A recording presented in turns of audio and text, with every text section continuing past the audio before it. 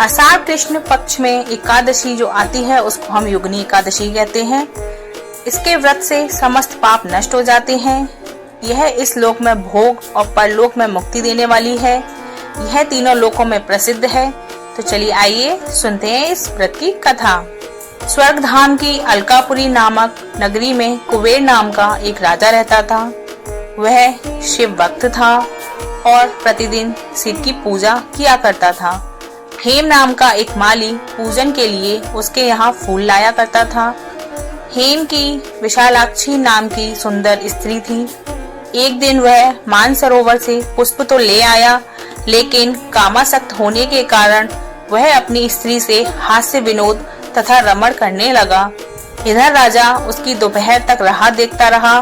अंत में राजा कुबेर ने सेवकों को आज्ञा दी कि तुम लोग जाकर माली के न आने का कारण पता करो, क्योंकि वह अभी तक पुष्प लेकर नहीं आया।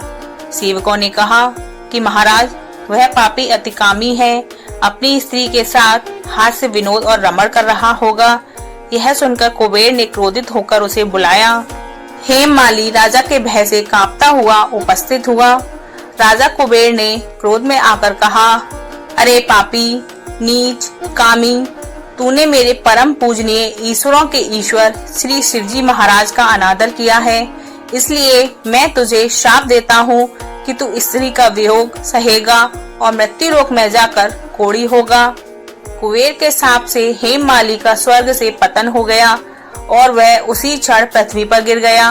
भूतल पर आते ही उसके शरीर में श्वेत कोढ़ हो गया। उसकी स्त्री भी उसी समय अंतर्ध्यान हो गई। मृत्युलोक में आकर माली ने महान दुख भोगे। भयानक जंगल में जाकर बिना अन्न और जल के भटकता रहा। रात्रि को निद्रा भी नहीं आती थी, परंतु शिवजी की पूजा के प्रभाव से उसको पिछले जन्म की स्मृति का ज्ञान अवश्य रहा।